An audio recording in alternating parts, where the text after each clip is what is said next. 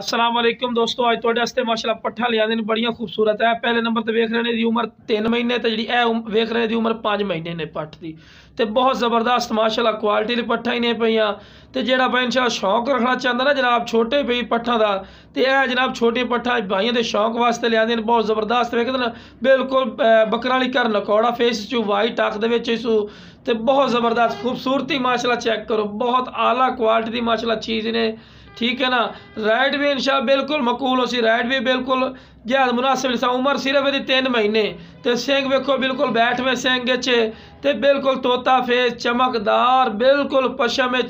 ते लाजना तुम ताल भी विखाई बिल्कुल मोटियां थड़ियां चेपिया बहुत ज़बरदस्त चीज़ ने पई कम राइट इंशाल्लाह थोड़ा शौक पूरा कर सा ते लाजना मैं दूसरे नंबर वाली पट्ठ भी विखा रहा जिहड़ा चौड़े कन लंबे कन 16-16 इंच माशाअल्लाह कन लंबे इसू ते भी तुम ताल भी खाया पिया तो लाजना मैं पट्ठ तुम तोड़ के विखा रहे हैं। बहुत खूबसूरत और माशाअल्लाह आला चीज़ ने जेड़ा भाई इंशाल्लाह शौक रखना चाहता इंशाल्लाह शौक रखने वास्ते बहुत ज़बरदस्त चीज़ ने।